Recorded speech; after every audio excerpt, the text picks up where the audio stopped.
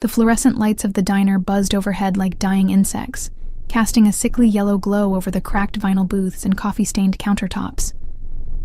I wiped down table 7 for the third time tonight, my lower back screaming in protest, the smell of burnt coffee and grease so deeply embedded in my uniform that no amount of washing would ever get it out. My fingers were raw from scalding water and cheap detergent, my feet throbbing in shoes held together with duct tape and prayer.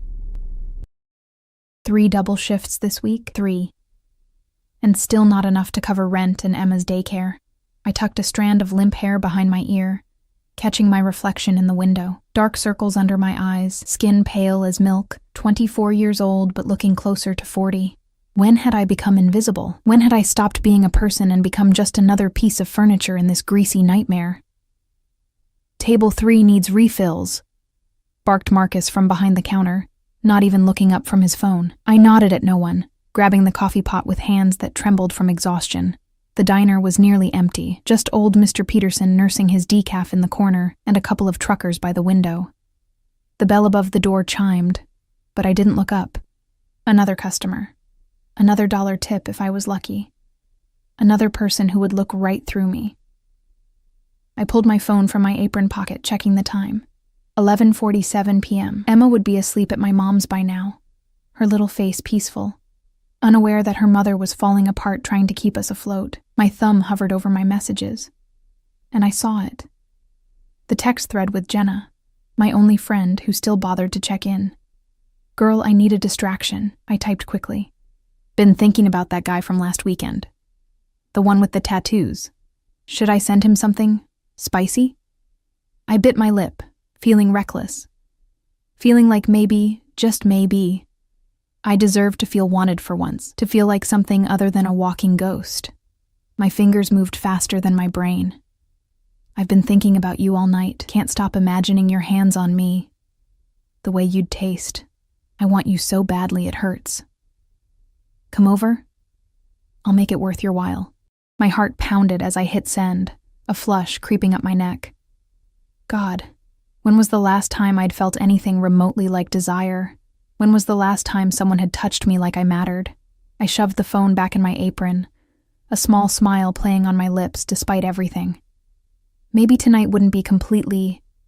My phone vibrated. Once, twice, 3 times in rapid succession. Frowning, I pulled it out again, expecting Jenna's excited response or maybe Tyler's enthusiastic reply. Instead, my blood turned to ice. The message hadn't gone to Tyler. It had gone to a number I'd saved yesterday, a number I'd written down in a moment of pure chaos when a customer had left his business card with a $100 tip and instructions to call if I ever needed anything. Dante Carrera. The contact read, and below it, 3 messages that made my stomach drop through the floor. Interesting. Very interesting. Don't move. My hands shook so violently the phone nearly slipped from my grasp. No, this couldn't be happening. Dante Carrera, the man who'd walked into the diner yesterday with 2 men in black suits flanking him like shadows. The man who'd sat in booth 12, his presence sucking all the oxygen from the room. The man whose eyes had followed me with an intensity that made my skin prickle, dark and endless, and completely unreadable. The man who'd left that card with a tip that was more money than I made in a week. The man who, according to whispered rumors from Marcus, owned half the city's underground. A mafia boss. I'd sent a mafia boss a sexually explicit text message meant for a guy I'd met at a bar. My vision swam. The coffee pot slipped from my nerveless fingers, shattering against the linoleum in an explosion of glass and dark liquid. The sound echoed through the empty diner like a gunshot. "Jesus Christ, Aria!" Marcus shouted, but his voice sounded distant, muffled by the roaring in my ears. I stared at my phone, watching the 3 dots appear, disappear, appear again. He was typing. Oh God, he was typing. Address? My throat closed. I couldn't breathe, couldn't think. What did I do? What the hell did I do? Another message. I can find it myself, but I'd prefer you give it to me. Then, I'm a patient man, Aria, but not tonight. He knew my name. Of course he knew my name. I'd worn a name tag yesterday, and men like that noticed everything. Men like that forgot nothing. My fingers moved on autopilot, some self-preservation instinct buried deep overriding my frozen brain. I typed out my address, watching the letters appear through a haze of panic and disbelief. What choice did I have? He'd said he could find it himself, and I believed him. Men like Dante Carrera had resources, connections, ways of discovering things that should remain hidden. The moment I hit send, reality crashed over me like a wave of ice water. What had I done? I grabbed my purse from under the counter, Marcus's protests fading to white noise as I stumbled toward the exit. The night air hit me like a slap, cold and sharp, cutting through the fog of terror. My apartment was 15 minutes away on foot. I couldn't afford a car, could barely afford the bus, but I ran anyway, my worn shoes slapping against cracked pavement. The streets were empty, pools of lamplight creating islands in an ocean of darkness. My breath came in ragged gasps, my heart hammering against my ribs so hard I thought they might crack. What would he do? What did men like him do to people who disrespected them, even accidentally? Images flashed through my mind. Things I'd seen in movies, stories I'd heard whispered in dark corners. I thought of Emma, sleeping peacefully, unaware that her mother might not come home tomorrow. Might not come home ever. Tears blurred my vision as I rounded the corner to my building, a decrepit structure with peeling paint and a front door that didn't lock properly. I took the stairs 2 at a time, my key scraping against the lock of apartment 3B before finally, mercifully, turning. I slammed the door behind me, throwing the deadbolt and the chain, useless probably, but it made me feel marginally safer. My apartment was barely more than a studio, a sagging couch, a kitchenette with appliances from the 70s, a mattress on the floor in the corner where I slept. The walls were thin enough that I could hear Mrs. Chen's television next door, thin enough that everyone would hear if I screamed. I paced the tiny space, phone clutched in my sweating palm, watching the minutes tick by. Maybe he wouldn't come. Maybe it was a joke, some sick game he played with foolish girls who didn't know better than to. A knock at the door.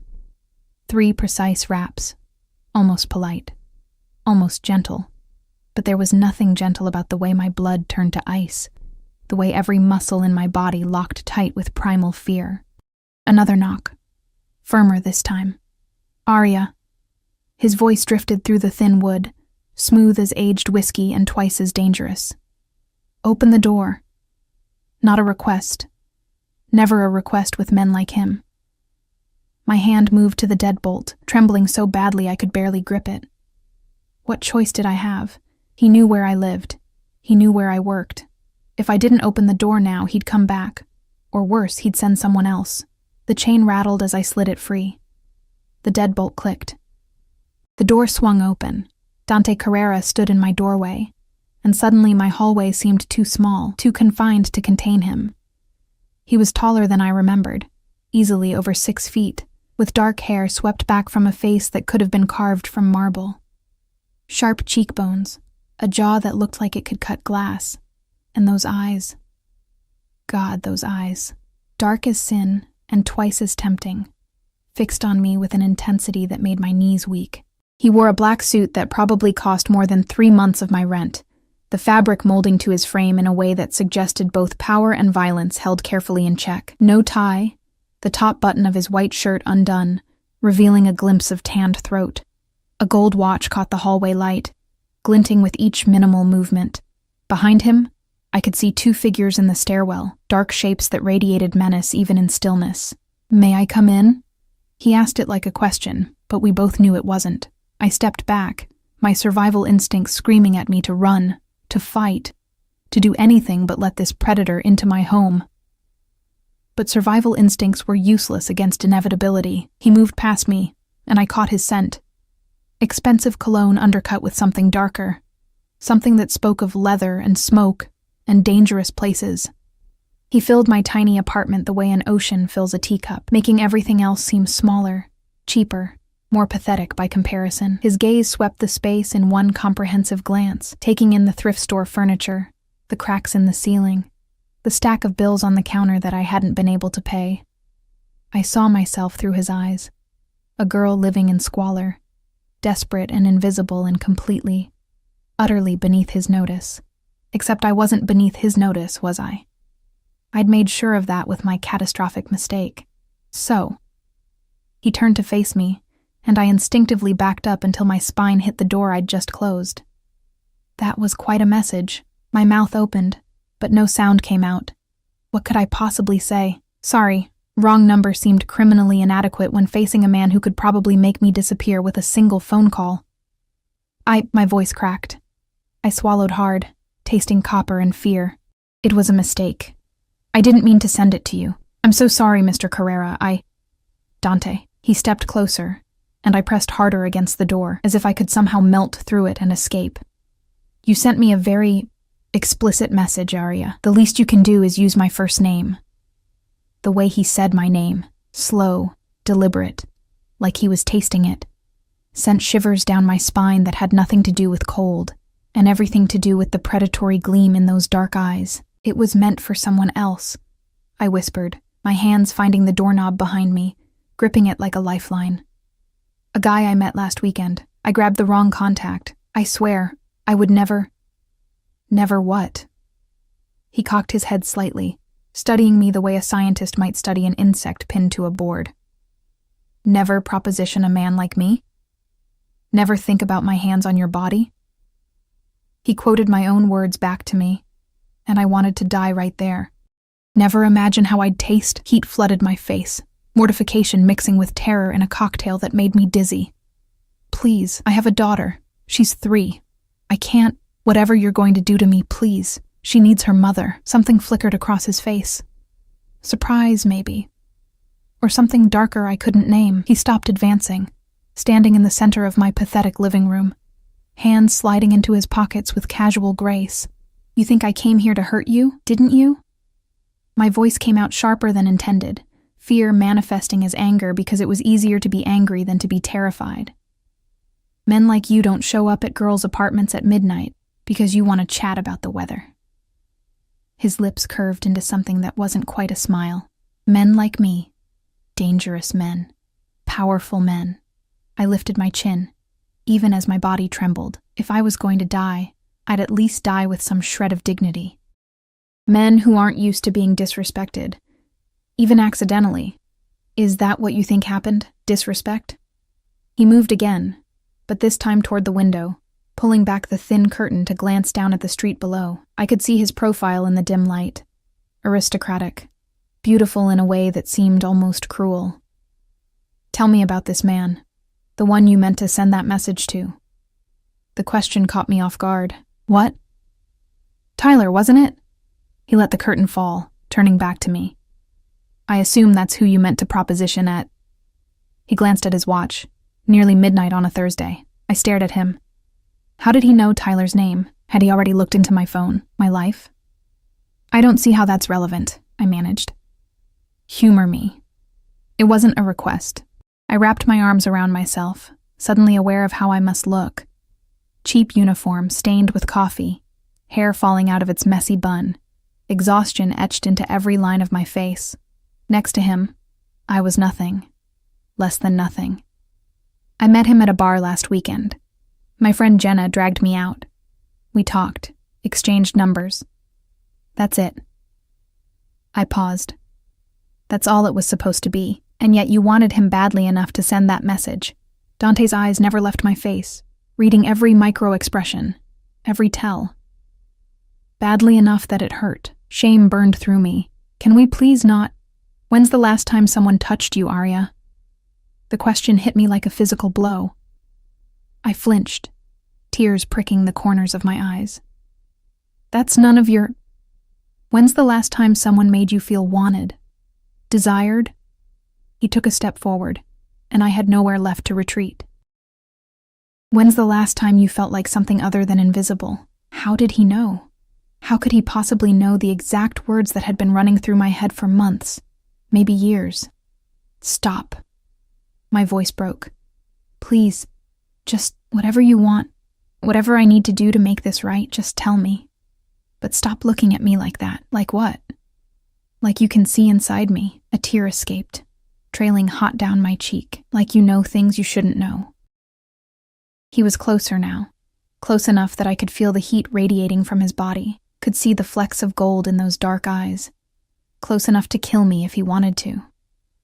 "I do see inside you," he said softly, and there was something almost gentle in his tone that scared me more than threats would have. "I see a woman who works herself to exhaustion for a daughter she loves more than life. I see someone who's forgotten what it feels like to be touched with anything resembling tenderness. I see someone who's so starved for connection that she'll reach out to strangers in bars, hoping they'll make her feel alive again." Another tear fell, then another. I couldn't stop them now. "I see you, Arya. Every part of you." His hand lifted, and I tensed, but he only brushed a tear from my cheek with his thumb. A touch so gentle it broke something inside me.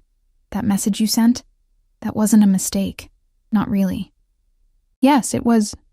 It was a message from your subconscious, telling you what you really wanted." His thumb traced my cheekbone, and I shuddered. "Not some forgettable boy from a bar. Someone who could see you. Someone who could make you feel, you're insane," I whispered. But I didn't pull away from his touch. Couldn't. "Maybe." His smile was dark, dangerous. "Or maybe I'm the only person who's been honest with you in years." My phone buzzed in my apron pocket, making us both freeze. With shaking hands, I pulled it out. A text from my mother. "Emma's fine. Sleeping like an angel. Don't worry about picking her up early tomorrow. You need rest, baby girl." The irony wasn't lost on me. Here I was, standing in my apartment with a mafia boss's hand on my face, and my mother was telling me to rest. "Your daughter's name is Emma, not a question." He'd already known. "Don't." I finally found the strength to step back, breaking contact. "Don't you dare bring my daughter into whatever this is." "This?" He lowered his hand but didn't retreat. "What do you think this is?" "I don't know." I wrapped my arms tighter around myself, a pathetic shield against his intensity. "A game? Some twisted way to punish me for the text?" "No game." His expression hardened slightly. "And no punishment. At least not the kind you're imagining."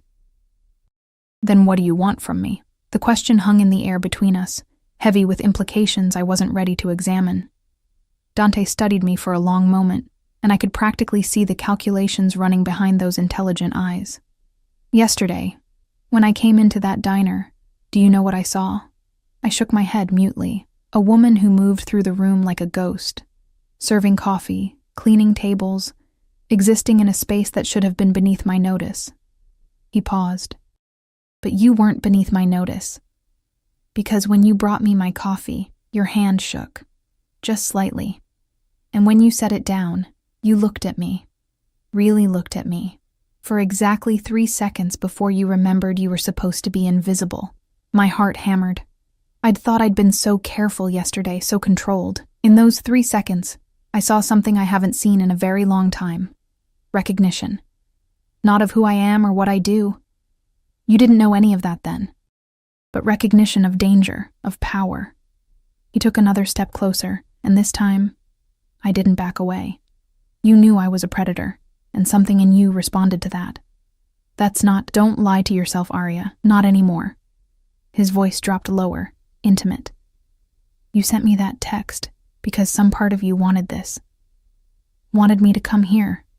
Wanted to see what would happen if you stopped being invisible for just one night." "No." But even I could hear how unconvincing it sounded. "Yes." He was so close now I could feel his breath on my face. "And now I'm here.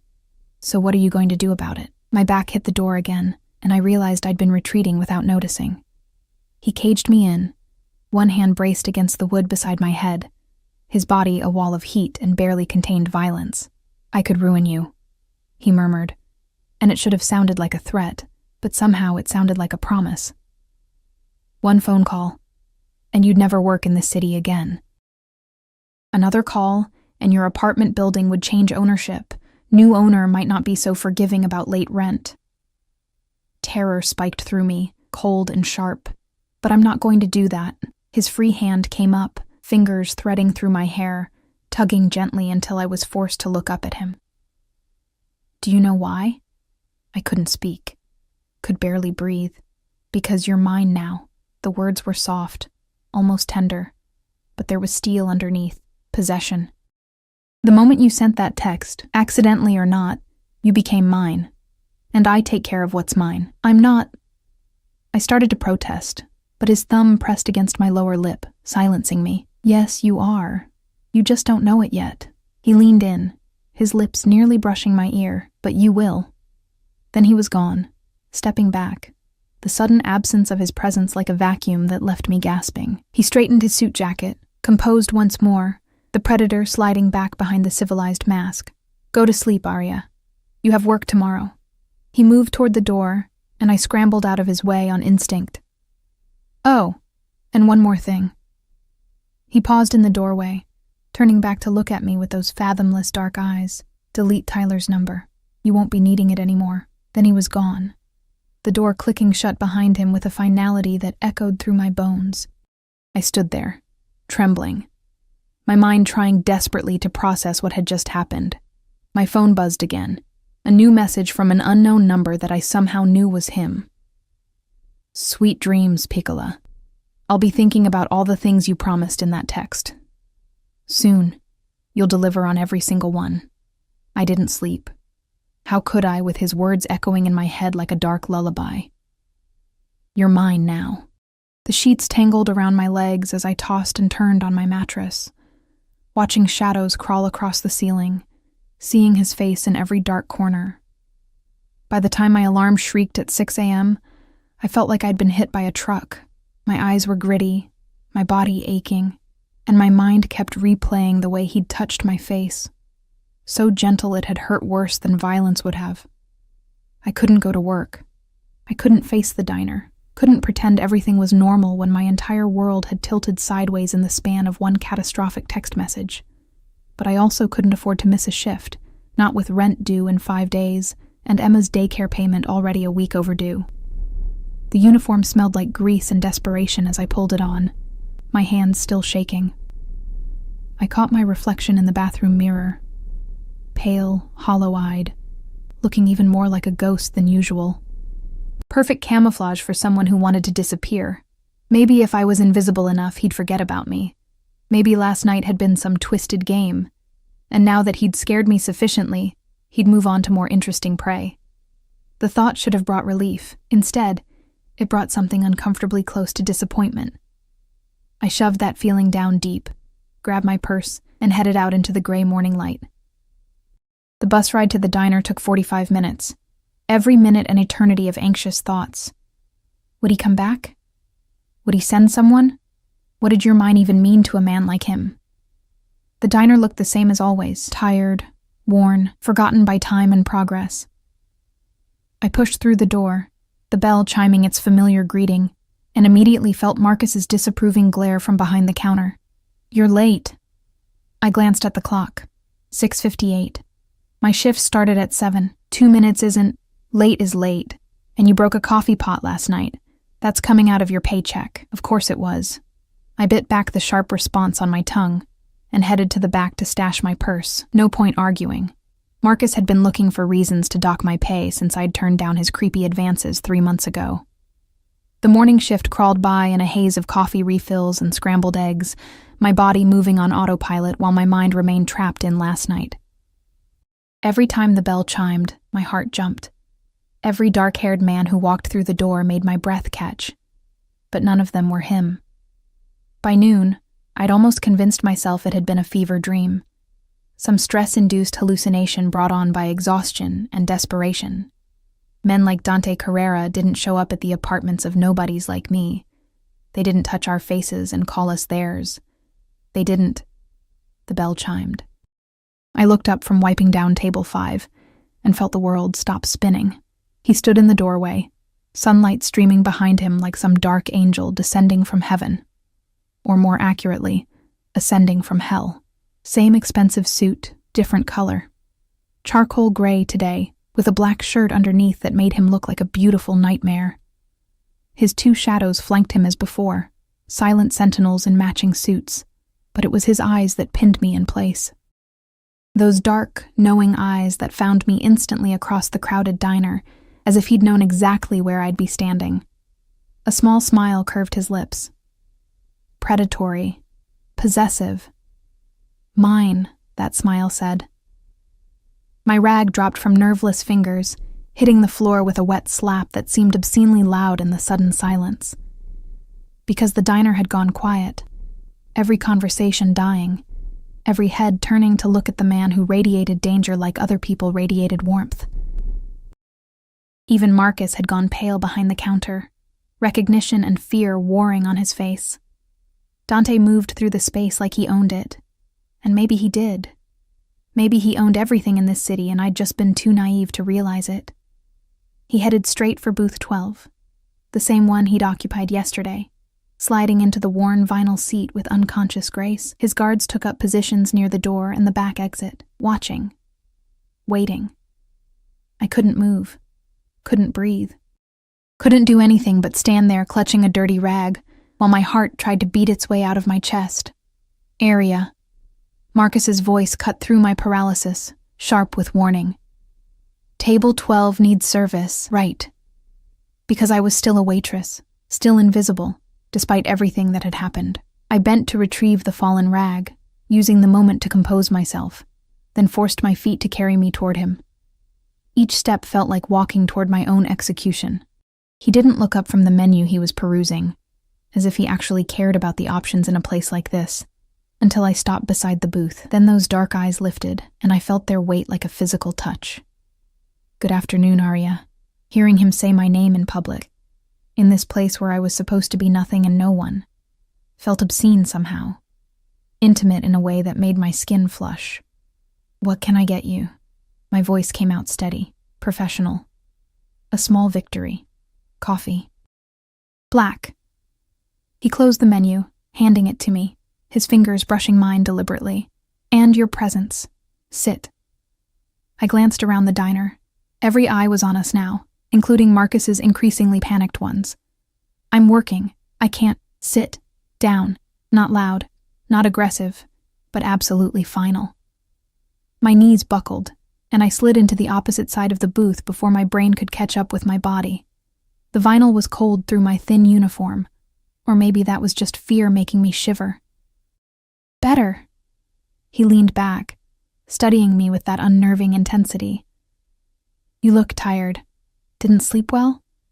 I wonder why, I muttered, then immediately regretted the sarcasm. You didn't sass men who could make you disappear.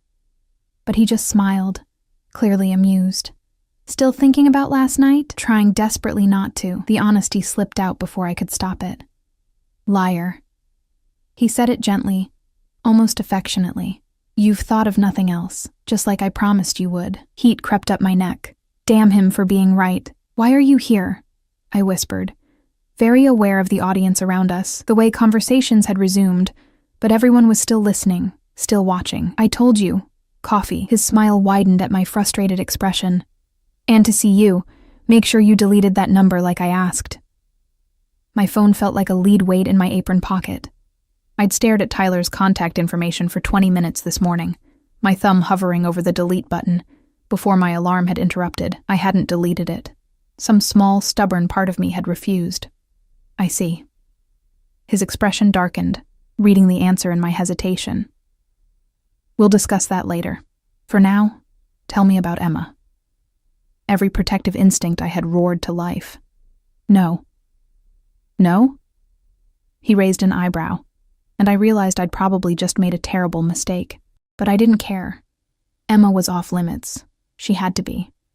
She's 3 years old and has nothing to do with whatever this is between us. Leave her out of it. This, he repeated, leaning forward. So you admit there's something between us. That's not what I stopped, frustrated. You know what I meant. I do. And I respect your desire to protect your daughter. He paused. But you misunderstand my interest. I'm not threatening her, Arya. I would never hurt a child. Then why ask about her? Because she's part of you, part of your life. His hand reached across the table, catching my wrist before I could pull away. His thumb found my pulse point, pressing gently. And I want to know everything about you. My heart raced beneath his touch, and I knew he could feel it. Why? Because you're mine. I thought I made that clear. I'm not a possession, I hissed, trying to jerk my hand back. His grip tightened just enough to keep me in place, not painful, but inescapable. No, he agreed softly. You're much more valuable than a possession. You're an obsession. The word hung between us, heavy and terrifying. You're crazy. My voice shook. You don't even know me. I know you work 3 jobs to keep your daughter fed. I know her father isn't in the picture, hasn't been for 2 years. His thumb stroked my racing pulse. I know you dropped out of community college when you got pregnant. I know you send money to your mother every month even though you can barely afford to eat. I know you haven't been on a date in over a year, haven't been touched by anyone except that unfortunate encounter last weekend with... Stop. Tears burned my eyes. How do you know all that? I make it my business to know everything about what belongs to me. He finally released my wrist, but the phantom heat of his touch remained. Your daughter's father, where is he? I don't know. He left when I was 6 months pregnant, said he wasn't ready to be a father. The old wound throbbed. I haven't heard from him since. Something dangerous flickered across Dante's face. His name. Why? Because I asked, and because you'll tell me eventually anyway. Save us both time. I shouldn't tell him. Shouldn't give him any more ammunition. But looking into those implacable eyes, I knew he was right. He'd find out with or without my cooperation. Jake Morrison. The name tasted bitter. But he could be anywhere. He's not. Let me worry about that. Dante's smile returned, but it wasn't comforting. Any other men I should know about? Besides the unfortunate Tyler? There's no one. There hasn't been anyone. Why was I telling him this? Why did it feel like a confession? Good. He stood suddenly, pulling out his wallet and dropping several $100 bills on the table. That's for the coffee I won't be drinking and for your time. Take your break. We're leaving. What? No, I can't just... You can. You will. He gestured to one of his guards, who immediately headed toward Marcus at the counter.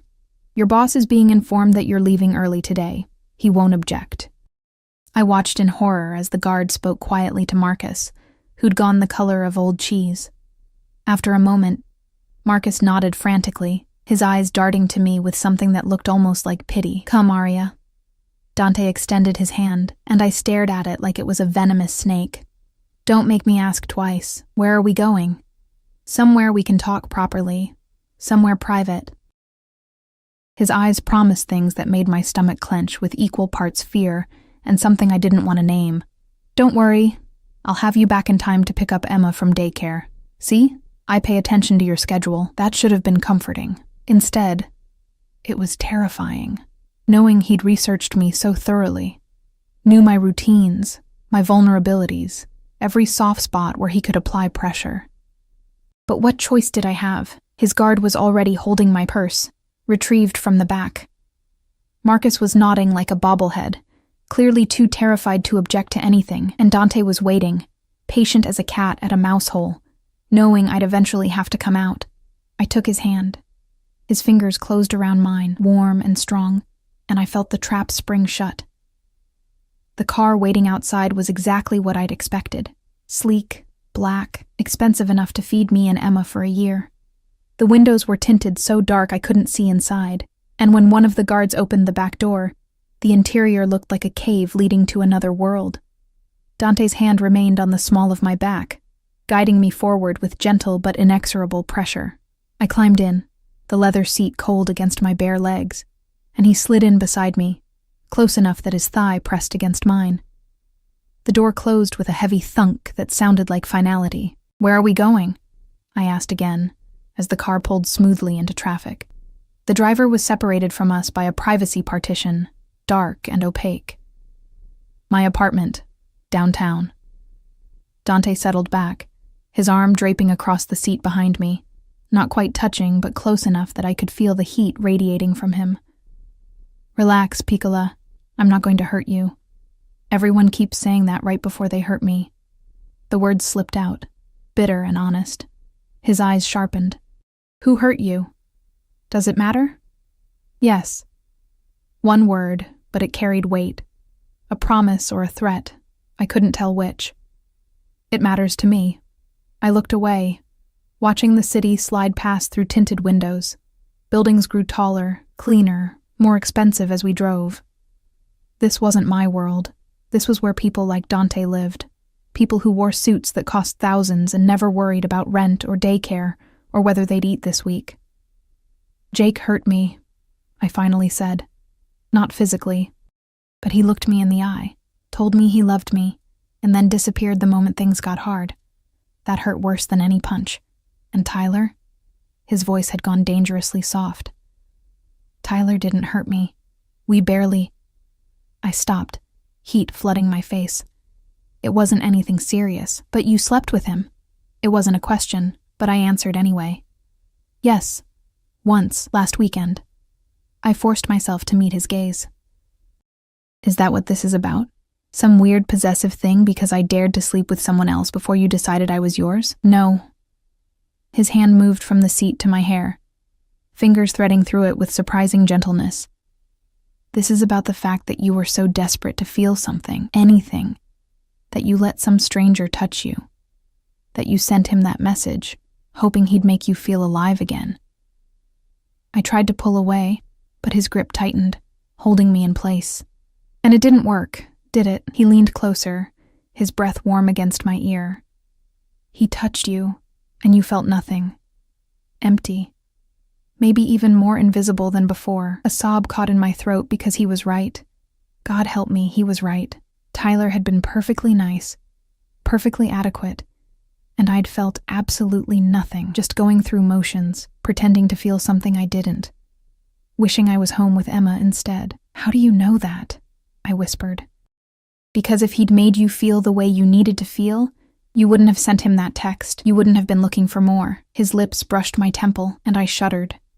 You would have been satisfied, but you weren't. You were still hungry. Stop. But I didn't mean it, and we both knew it. I can give you what you need, Arya. What you've been craving. His hand slid from my hair to my throat, not squeezing, just resting there, possessive and warm. All you have to do is stop fighting and let me. The car slowed, then stopped. We'd arrived at a building that scraped the sky, all glass and steel and wealth beyond imagining. The guard opened the door, and Dante released me, climbing out and extending his hand. I stared at it, knowing this was a choice. I could refuse, could demand he take me back to the diner, back to my safe, miserable, invisible life.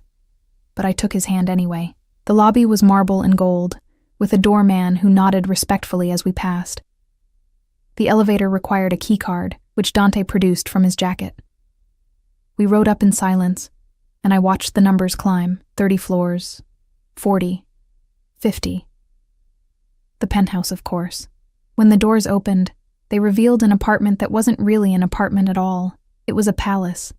Floor-to-ceiling windows overlooked the city, making me feel like I was floating above the world. Modern furniture in blacks and grays, artwork that probably cost more than my life. Everything clean and expensive and utterly soulless. It's not much, Dante said, and I almost laughed at the absurdity, but it serves its purpose, which is what? Intimidating poor girls? No. He moved to a bar cart near the windows, pouring amber liquid into 2 crystal glasses. Keeping me safe. These walls are reinforced. The windows are bulletproof. Every entrance is monitored. In my world, you don't survive without precautions. He handed me a glass, and I took it automatically, staring at the expensive whiskey like it might contain answers. You keep talking about your world, I said, but you never actually say what that means. You know what it means. You knew the moment you saw me yesterday. He took a sip, watching me over the rim of his glass. You felt it, the danger. You're a criminal. Saying it out loud made it real, terrifying. I'm a businessman who operates outside traditional legal frameworks. He smiled at my expression. But yes, if you want to simplify it, I'm a criminal. Does that scare you? Yes. Good, it should. He set down his glass and closed the distance between us, taking mine and setting it aside too. Fear keeps you alert, aware, and I need you aware for what I'm about to tell you. My heart hammered. What? Jake Morrison, your daughter's father. Dante's hands settled on my hips, holding me in place. He didn't just abandon you, Arya. He stole from me. The world tilted. What? 2 years ago, Jake worked as a low-level courier for one of my operations. He was supposed to deliver a package. Cash, to be specific. $500,000. His thumbs stroked my hip bones through my thin uniform. He took the money and ran. Disappeared. We've been looking for him ever since. I couldn't breathe. Couldn't process what he was saying. No, Jake he worked construction. He told you he worked construction. He lied. Dante's voice was gentle, almost apologetic. He lied about a lot of things, I imagine, including how he felt about you. Tears spilled down my cheeks, hot and unstoppable. Why are you telling me this? Because I found him 3 days ago. His hands tightened on my hips, and because you need to understand that the moment I connected you to him, everything changed. Terror lanced through me. Is that why you're doing this? Because of what Jake did? Are you going to... Is this revenge? Are you going to hurt Emma because her father... No. He pulled me closer, his forehead pressing against mine. Listen to me carefully, Arya. I don't punish children for their father's sins. Your daughter is innocent, and she'll remain untouched. Do you understand? I nodded frantically, relief and fear warring inside me. But Jake... His voice turned to ice. Jake will answer for what he did. And the interesting thing is, he doesn't know about you and Emma. He left before she was born, disappeared so completely he never knew he had a daughter. Then how did you connect us? Your mother. She still uses her maiden name, but I traced Jake's last known contact. A phone call to a woman named Patricia Chen 2 years ago. Your mother. He smiled, but there was no warmth in it. From there, it was easy to find you. And Emma. And this whole tragic story of a woman abandoned and struggling alone. I should have been angry, should have been outraged at this invasion of privacy, but all I felt was exhausted, defeated. So what now? You found me. Connected me to Jake. What does that mean for us? It means, he said slowly, that you've been living with the consequences of his choices for 2 years. Working yourself to death, raising his child alone, suffering because he was a coward and a thief. His hands moved to cup my face, forcing me to meet his eyes. And it means I'm going to fix that. You can't fix it. What's done is done. I can make sure you never struggle again. Never worry about rent or food or daycare. Never have to work 3 jobs just to survive. His thumbs wiped away my tears. I can give you and Emma a life where you're safe, comfortable, protected. In exchange for what? Because men like him didn't give without taking something in return. In exchange for you. Simple, direct, terrifying. Be mine, Arya. Truly mine. Let me take care of you and your daughter. Let me give you everything Jake should have given you and more. That's insane. You don't even know me. It's been less than 24 hours since that text. You can't just... I can. His grip tightened slightly, and I will. Because from the moment I saw you yesterday, something in me recognized something in you. And that text? That was fate giving me permission to act on what I already knew. What did you know? That you were mine. That you've always been mine. I just had to find you. He kissed my forehead, achingly gentle. Say yes, Arya. Stop fighting this. Let me make everything better. And if I say no, his expression darkened, then I'll wait. I'm a patient man when I need to be, but make no mistake. You will say yes eventually, because I can offer you everything you've ever needed. And the alternative is going back to that life of barely surviving. Always one crisis away from disaster. He was right. And I hated him for it. Hated that he'd found the exact pressure point. The exact vulnerability that made his offer almost impossible to refuse. I need time, I whispered. I can't just... This is too much, too fast. I need to think. You have until tomorrow. Not negotiable. I'll pick you up from the diner at 7. You'll give me your answer then, he paused. And Arya, delete Tyler's number, because whether you say yes tomorrow or in a month, the end result is the same. You're mine, and I don't share.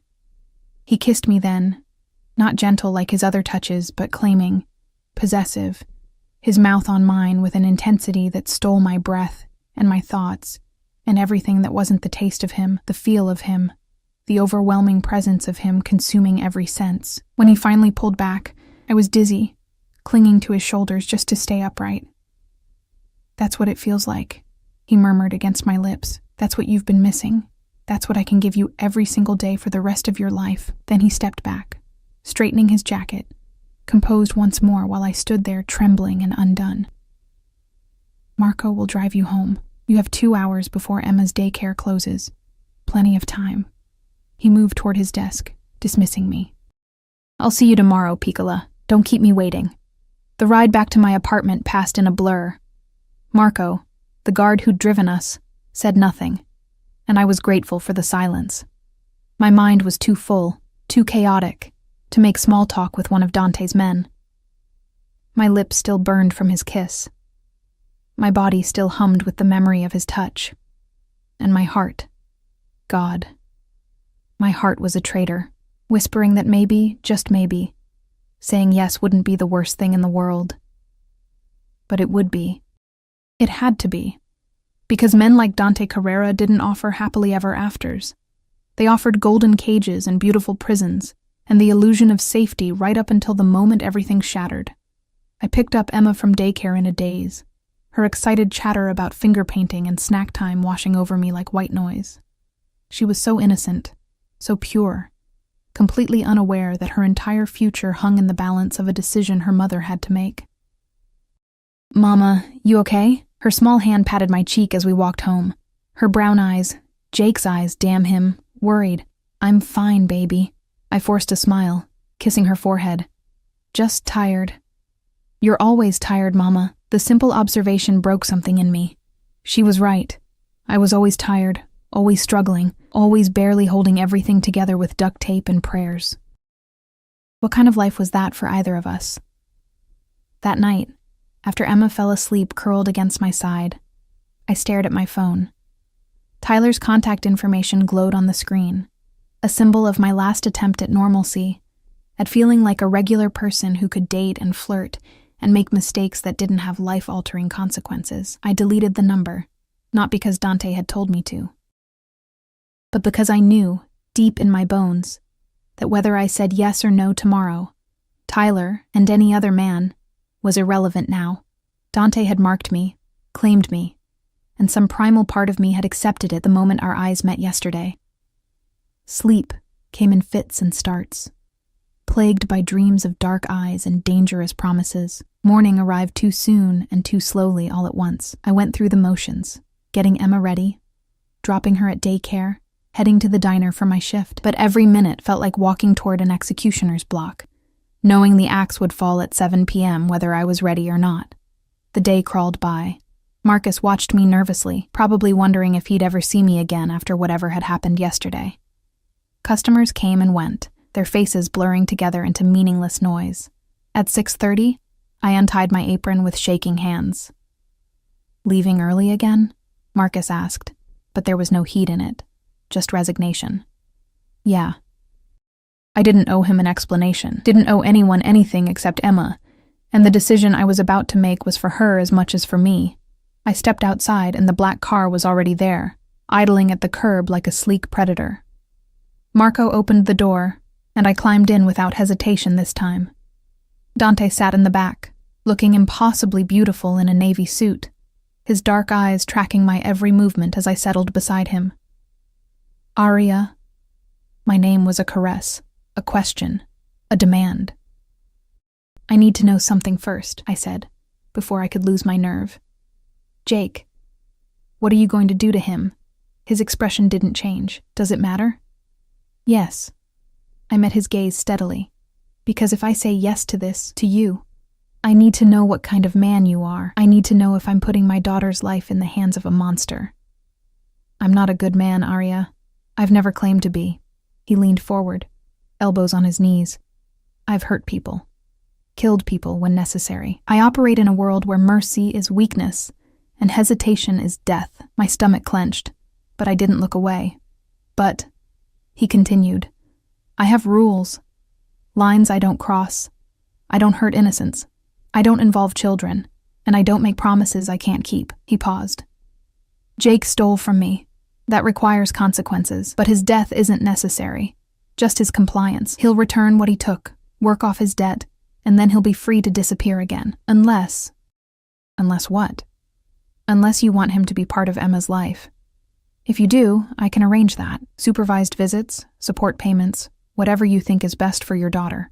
His eyes softened slightly. I meant what I said. I won't punish Emma for his sins. If she needs her father, I'll make sure she has him. Tears burned my eyes. She doesn't need him. He abandoned us. But maybe someday she'll want to know him. Want answers. Then someday, he'll give them to her. Dante reached out, catching a tear with his thumb. I'll make sure of it. Do you believe me? I searched his face, looking for deception, for the monster he claimed to be, but all I saw was intensity, possession, and something that looked almost like tenderness. I believe you. The words came out barely above a whisper. Then tell me, Piccola. His hand slid to my neck, cradling my jaw. What's your answer? I thought of Emma, sleeping peacefully while I worked myself to exhaustion. I thought of rent I couldn't pay, daycare bills mounting, the constant fear that one wrong move would send everything crashing down. I thought of being invisible, untouched, forgotten by everyone except the daughter who deserved so much more than a mother who was slowly breaking apart. And I thought of the way Dante looked at me, really looked at me, like I was something precious and rare, instead of just another broken girl in a cheap uniform. Yes. The word felt like jumping off a cliff. But I have conditions. His smile was sharp, triumphant. Name them. Emma comes first, always. Her safety, her happiness, her future, that's non-negotiable. Agreed. I won't be a prisoner. I need freedom, space to breathe. You can't just lock me away somewhere. You'll have freedom within reason, but understand. My world is dangerous. There will be security, precautions. For your protection, not your imprisonment. I nodded slowly, and I need to know. What exactly are you expecting from me? What does being yours mean? His eyes darkened with heat. It means you share my bed, my life. You let me take care of you, provide for you, protect you. His thumb traced my lower lip. It means when I want you, and I will want you often, you don't deny me. Heat flooded through me, fear and desire tangled together. And if I do deny you, you won't. Not arrogant, just certain. Because I'll make sure you want me just as badly as I want you. I'll make you crave my touch the way you've been craving connection all this time. I'll fill that emptiness inside you, until there's no room left for doubt or fear, or anything except what we have together. That sounds like obsession. It is. He leaned closer, his lips brushing mine. I told you. You're my obsession now, and I take care of my obsessions. He kissed me then, deep and claiming, and I kissed him back, surrendering to the inevitable, to the choice I'd already made the moment I'd sent that text, even if I hadn't known it then. When we finally broke apart, both breathing hard, he pressed his forehead to mine. I'm going to move you out of that apartment tomorrow. You and Emma will stay in one of my properties, fully furnished, secure, close to a better daycare, not asking, telling. But somehow I didn't mind. You'll quit all 3 of your jobs. Focus on being Emma's mother, on letting me take care of both of you. That's too much, too fast. No. His grip tightened. That's what should have happened 2 years ago. What Jake should have given you. I'm just correcting his mistake. Dante? Say it. His voice dropped to a command. Say you're mine. I looked into those dark, endless eyes and felt myself fall. I'm yours. The smile that curved his lips was pure male satisfaction. Good girl. Now come here. He pulled me onto his lap, and I went willingly, straddling him in the back of the car, while Marco drove us through the city. His hands roamed my body, possessive, hungry, claiming every inch of me through my cheap uniform. "This is the last time you wear this," he muttered against my throat, his teeth grazing my pulse point. "Tomorrow, I'm buying you a new wardrobe. Everything you need, everything you deserve. I don't need expensive clothes. You need whatever I decide you need." He bit down gently, making me gasp. "And I've decided you need to look like what you are. Mine. My woman. Not some invisible ghost serving coffee to people who don't even see you." His hand slid up my thigh, and I trembled, overwhelmed by sensation, by the reality of what I'd just agreed to. This was happening. This was real. I'd given myself to a mafia boss, and instead of terror, all I felt was relief, desire, and something dangerous that felt almost like hope. "Take me home," I whispered against his lips. "To your home. I know what you need." His eyes blazed. "And I'm going to give it to you. All of it. Starting tonight." Marco drove us to the penthouse, and Dante carried me from the car to the elevator to his bedroom. A massive space done in blacks and silvers, dominated by a bed that looked more like an altar to decadence. He set me down carefully, then stepped back, his eyes raking over me with predatory intensity. "Strip." One word, a command. My hands shook as I reached for the buttons of my uniform, but I didn't hesitate, didn't refuse. I let the cheap fabric fall away, revealing mismatched underwear and a body that had carried and birthed a child, that bore the marks of struggle and survival. I wasn't perfect, wasn't polished or sophisticated or anything like what a man like him should want. But the way he looked at me, like I was a feast and he was starving, made me feel beautiful, powerful, seen. "Perfect," he breathed, closing the distance between us.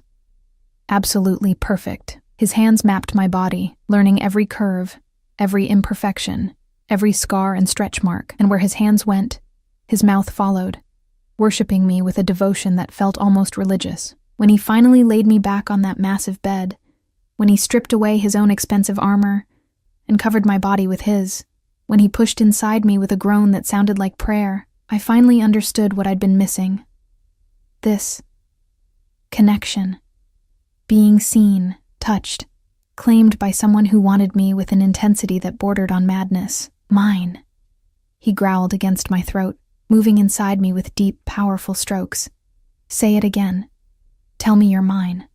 "Yours," I gasped, my nails raking down his back. "I'm yours, Dante. Only yours. Forever." He captured my mouth, swallowing my moans. "You're mine forever, Arya. You and Emma both. My family. Mine to protect, mine to care for, mine to love. Love." The word should have terrified me. Instead, it felt like a promise, a vow.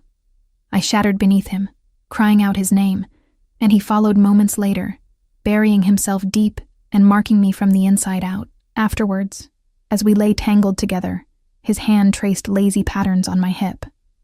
"I meant it," he said quietly. "Everything I promised. You and Emma will want for nothing. You'll be safe, protected, provided for." He tilted my chin up, forcing me to meet his gaze. "All you have to do is be mine. I already am." And I meant it. Somehow, impossibly, I meant it. 3 months later, I watched Emma play in the garden of the house Dante had bought for us. Not the penthouse, but a beautiful home in a safe neighborhood with a yard and good schools nearby. She was laughing, chasing butterflies, looking healthier and happier than I'd ever seen her. Dante's arms wrapped around me from behind, his chin resting on my shoulder. "Happy?" he murmured. I leaned back into his embrace, feeling safe in a way I'd never felt before. "Yes." "Good." He kissed my temple. "Because you're stuck with me now. No escape." I turned in his arms, rising on my toes to kiss him properly. "I don't want to escape. You gave me everything, Dante. Everything I needed." "No, Piccola." His eyes were soft, filled with that obsessive devotion I'd come to crave. "You gave me everything. A family. A reason to be more than just a monster. A home." And as Emma called for us to come play, as we walked hand in hand into that sunlit garden, I realized that sometimes the best things in life came from the worst mistakes. That sometimes sending a text to the wrong number was exactly what fate had intended all along. I was his. He was mine. And finally, after so long being invisible, I was exactly where I belonged.